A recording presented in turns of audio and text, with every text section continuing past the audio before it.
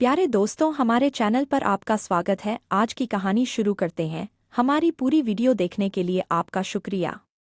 Dylan युवा नीला dragon Scotland के रॉकस्टोन पहाड़ों की गहराई में रहता था। हर दिन चंचल युवा ड्रैगन सुबह जल्दी उठता था और कुछ करने की तलाश में पहाड़ों और घाटियों के चारों ओर उड़ता था। जब उसे भूख लगती थी तो वह घर अपनी गुफा में चला जाता था, जहां मम्मी ड्रैगन उसके खाने के लिए गर्म सूप तैयार रखती थी। अपने पंख धो लो और चाय के लिए तैयार हो जाओ।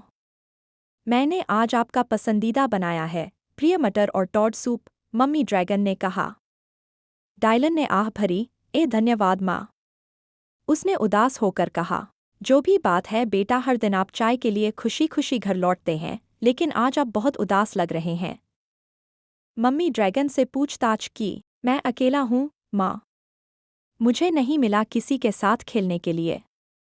रॉकस्टोन की सभी झीलों, पहाड़ों और घाटियों में मेरे खेलने के लिए एक भी ड्रैगन नहीं है। वह बड़बड़ाया। खैर, इस बारे में एक विचार यह है कि आप नीचे क्यों नहीं उड़ते, गांव के खेल का मैदान देखें और देखें कि क्या वहां के बच्चे खेलना चाहते हैं तुम्हारे साथ। डायलन अगले दिन उज्ज्वल और जल्दी उठा। वह बहुत उत्साहित था कि जल्द ही उसके पास रोज खेलने के लिए दोस्त होंगे।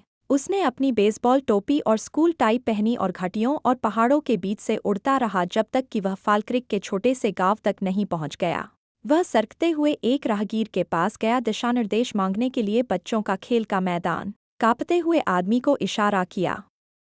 ओह, वह ठंडा होना चाहिए, डायलन ने सोचा।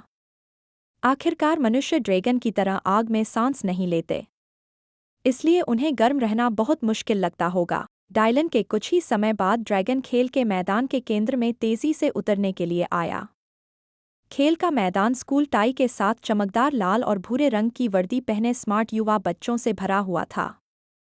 डायलन ने खींचा, अपनी टाई बांधी और अपना गला साफ किया। वह इस अवसर के लिए बहुत अच्छे कपड़े पहने हुए महसूस कर रहा था। वह अपना परिचय देने के लिए अपना मुंह खोलने ही वाला था कि अचानक उसने सुना, यह एक अजगर है, वह हमें जिंदा जला देगा, एक युवा लड़के ने चिल्लाकर कहा। सभी बच्चे बदहवास होकर भागे निकास की ओर और कुछ ही समय में गायब हो गया। डायलन ने उदास होकर आह भरी। वह बस कुछ दोस्तों के साथ खेलना चाहता था, लेकिन स्पष्ट रूप से मनुष्य ड्रैगन से बहुत डरते थे।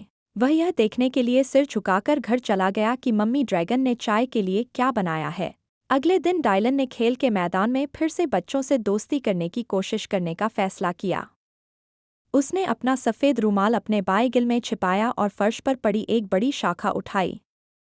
उसने इसे एक सफ़ेद आत्मसमर्पण ध्वज में बनाया। उसने अपने पंजे क्रॉस किए और आशा की कि बच्चे उसे एक और मौका देंगे। नीचे वह फिर से उड़ गया। खेल के मैदान के मध्य में उसका सफ़ेद समर्पण ध्वज उसके जबड़े में दबा हुआ था। मैं सिर्फ खेलना और दोस्त बनना चाहता हूँ, उसने धीरे से कहा। लेकिन आप हमारे साथ कैसे खेलेंगे, लड़कियों में से एक चिल्लाई। आप हमारे झूलों और स्लाइडों के लिए बहुत बड़े हैं, आप हमारे चक्कर में फिट नहीं होंगे। खैर, मैं आप सभी को रॉकस्टोन की घाटियों और पहाड़ों की सैर पर क्यों नहीं ले चलता, या सभी बच्चे एक साथ चिल्लाए। वे डायलन की पीठ पर चढ़ गए और बच्चों के साथ एक बहुत ही रोमांचक उड़ान पर चले गए।